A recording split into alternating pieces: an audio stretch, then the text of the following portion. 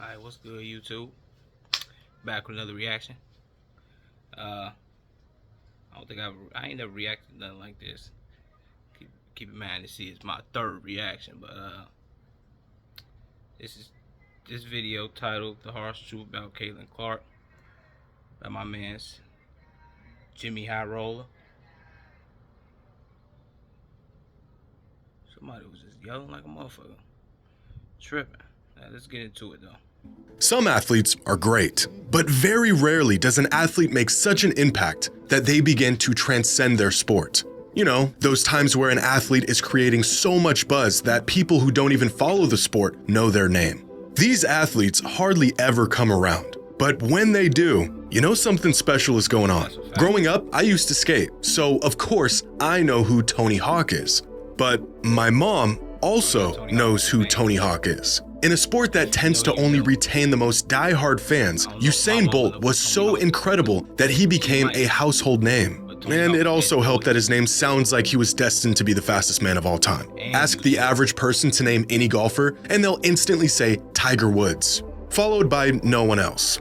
There are very few athletes that reach this level of popularity, where they almost single-handedly lift their sport to new heights. And right now, women's basketball is home to an athlete that may just be next in line to be one of these transcendent athletes. Caitlyn Clark has only been in the WNBA for one season, and she is already the face of the league, drawing in more fans, viewers, money than ever before. But it hasn't come without harsh criticism, some of it targeted at the disproportionate admiration and attention being given to just one player, and some of this criticism claiming she simply isn't nearly as dominant as we are led to believe, a product of the sports media machine pushing their golden child. Is Caitlyn Clark really as good as advertised? Or have her talents been overblown for the sake of the WNBA and the future of women's basketball? And I want to personally thank Caitlyn Clark for lifting up our sport. She liked that. Today's video is sponsored by DraftKings. Football season is here, and my partners at DraftKings are ready to make your Sundays even better. Right now, all new customers who bet just $5 will instantly get $200 in bonus bets. That's right, receive $200 in bonus bets for placing any $5 wager. And you can stay in on the action and use your $200 in bonus bets to bet anytime touchdowns on DraftKings. And if sports betting is not yet available in your state, you can still join in on the action with DraftKings Daily Fantasy and have a shot to win cash prizes. Download the DraftKings Sportsbook app now. New customers use my promo code JimmyHighRoller and get $200 in bonus bets for placing any $5 wager. That's promo code JimmyHighRoller only at DraftKings Sportsbook.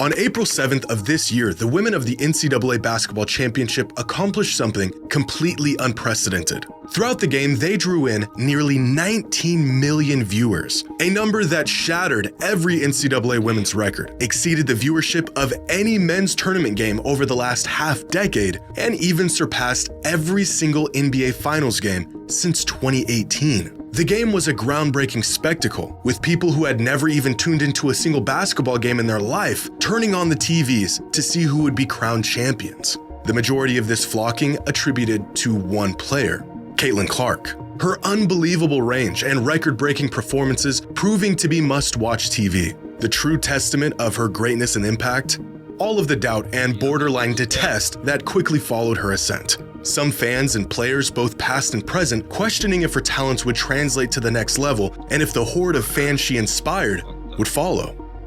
They did. Her WNBA debut attracted the most viewers of any WNBA game in the history of ESPN. Indiana's home game attendance jumped from an average of 4,000 fans last season to an average of over 17,000 fans this season, a more than 400% increase in just a single year. Transactions in the Fever's team store jumped over 700%, and WNBA viewership has skyrocketed to levels that even Clark's biggest advocates could not foresee. Game 4 of last year's WNBA Finals drew in more viewers than any WNBA game over the last 2 decades, with 728,000 fans tuning in for the game, living up to the hype as one of the most anticipated games in the history of the league. This season, there were 22 regular season games that eclipsed that mark, 21 of them drawing in over a million viewers. Even crazier, 18 of those 22 games featured Caitlyn Clark and the Indiana Fever. But the most revealing evidence of the now dubbed Caitlyn Clark effect is the fact that WNBA viewership has nearly caught up with NBA viewership in 2024. On ESPN, NBA games averaged 1.56 million viewers this past season. WNBA games averaged 1.2 million viewers, a number that was inconceivable just a couple years ago. But Caitlyn Clark's soaring popularity has been a point of contention for many fans of the WNBA, frustrated that in a league that is bursting with talent right now, it's all just being overlooked for the poster child of women's basketball. Do Caitlyn's abilities actually warrant the hype? In just her rookie season, Caitlyn broke over a dozen league and franchise records, including the WNBA's single-season assist record. She set the record for the most assists in a single game. She received the most All-Star votes of any player in WNBA history, set a new league record for double-doubles by a guard in a single season, scored the most points of any rookie in league history, and became the first rookie in WNBA history to put up a triple-double. Just this past week, it was announced that Caitlyn made first-team All-WNBA, which makes her the first rookie to make first-team All-League since Candace Parker did it 16 years ago. Turns out those awe-inspiring performances from her days in college did in fact translate to the pros. Because even against the best defense in the world, she is pretty much an offensive cheat code. Throughout her rookie season, with points and assists, Clark generated 45.2% of all points produced by the Indiana Fever. For perspective, she has a larger offensive load than every single player in the NBA last season outside of Luka Doncic. And she's a rookie. But to really understand Caitlyn's unparalleled offensive prowess, here are the 200 most productive offensive seasons in WNBA history on a scale of points generated per game. And among these seasons, you'll find the greatest players in the league's history. Lisa Leslie, Tamika Catchings, Cheryl Swoops, Candace Parker, and Angel McCoughtry have tons of seasons littered throughout this chart. Climb towards the top and you'll find seasons from A'ja Wilson and Cynthia Cooper. But with 4 of the top 10 most productive offensive seasons in WNBA history is Diana Taurasi, her 2006 campaign being the best of them all, producing 33.9 points per game. And then there's Caitlyn Clark, who is already the most potent offensive player in the history of the WNBA in her rookie season. Women's hoops has never seen a player like this. And as absurd as her numbers are, how she puts up these numbers is just as incredible. Here are the players who attempt the longest three-pointers on average in the NBA last season, with Trae Young leading the league with the deepest three-point attempts with an average distance of 27.94 feet, and Damian Lillard and Stephen Curry just a shade closer. Despite it still being worth the same amount of points, the longest shooters in the NBA are stepping 4 feet outside the three-point line on their attempts. But even amongst the deepest shooters in the world, Caitlyn Clark is on her own island, because throughout the 2024 regular season, her average three-point distance was 28.1 feet, which is not only further than any player in the NBA and in the WNBA, it is a whopping 6 feet out from the WNBA three-point line. Has Caitlyn Clark been worth all the attention and hype that has engulfed her over the last 2 years? Yeah, I'd say so. She didn't just have a successful rookie season. She had one of the best rookie seasons in recent basketball history.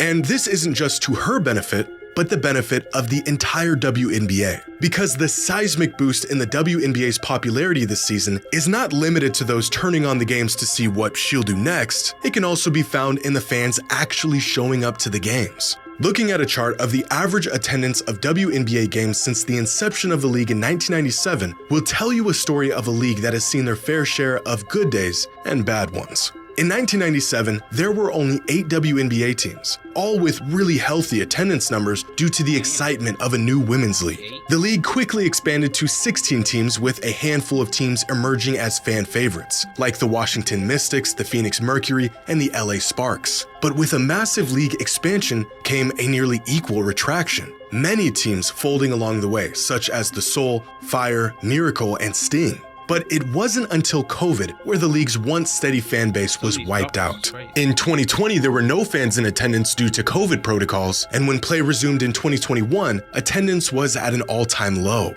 A number that has been quickly rising in the few years since the pandemic, but has specifically seen an explosion this season, where for the first time, league attendance was higher than the WNBA's inaugural season. The Indiana Fever seeing the highest attendance numbers in league history, nearly selling out every single home game. In a league where attracting the casual fan has been a seemingly insurmountable task, Caitlyn Clark has defied the odds by not only drawing in new fans for her and her team, but rising the tides for the entire league. This is completely unprecedented. At least in the WNBA it is. But there was a time when the NBA was facing similar struggles until a pair of players showed up and changed everything. After the success of the Celtics in the 1960s, the NBA's growth in popularity had come to a grinding halt in the 70s. The league had a rampant drug problem. An emerging rival league known as the ABA was picking up steam, and the NBA didn't really have a face to propel the league into the next decade. Jerry West was on his way out. Kareem was incredible, but he didn't really have the personality or charm that fans gravitate towards. Bill Walton's prime was cut short due to injuries, and many fans felt Julius Erving's introduction to the league after leaving the ABA in 1976 was a bit short of what was advertised. Many games were lucky to see even half capacity in attendance. Many teams were losing money. The NBA had fallen to a, quote, second-tier sport behind the NFL, MLB, and NHL. All of this culminating to the point where some networks infamously had NBA Finals games on tape delay in the late 70s due to low ratings. The league was in desperate need of a generational, transcendent superstar. Lucky for them, they got two. Coming off the most popular rivalry in the history of college basketball, Larry Bird and Magic Johnson propelled the league to new heights in the 80s, transforming the NBA from a second-rate league into a behemoth of sports and entertainment. A tandem that many longtime NBA fans say saved the NBA. Now, this isn't to say Caitlyn is the second coming of two of the greatest, most important figures in the history of basketball, but her impact on the sport at such an early stage in her career has reached a level reminiscent of some of the most influential athletes of all time relative to their sport. Because her popularity hasn't just affected her, it has had a cascading effect on players across the entire WNBA. Clark has essentially become the gateway to NBA fandom for many people. They come to witness the phenomenon that she is and end up staying once they see just how awesome the league and its players are. Players around the league are signing groundbreaking endorsement deals. Teams now have their own planes and new facilities. Many WNBA players have become household names, some of the most recognizable figures in sports today. There is real, genuine discourse about the games and the players right now that exists beyond the diehard fans. Conversations about the WNBA are now no longer about the legitimacy of the league itself, but instead about its players, records being broken, rivalries, the playoffs, title hopes, the draft, and up-and-coming prospects.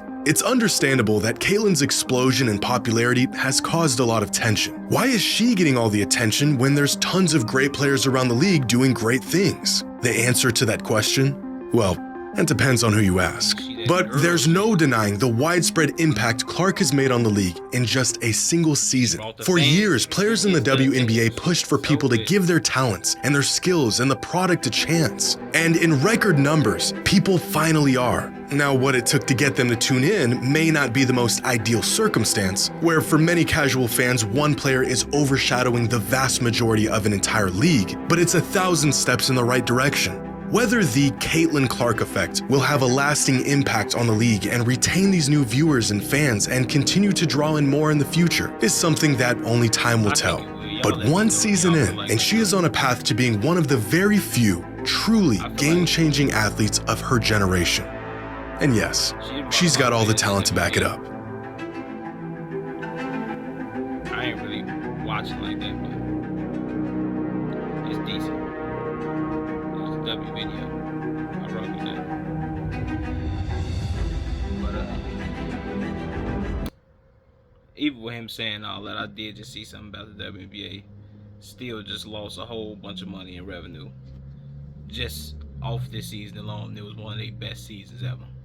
Which is completely fucking crazy if you ask me, but hey, we'll be back with another video sometime soon. I don't know when, but I'm gonna get back to it.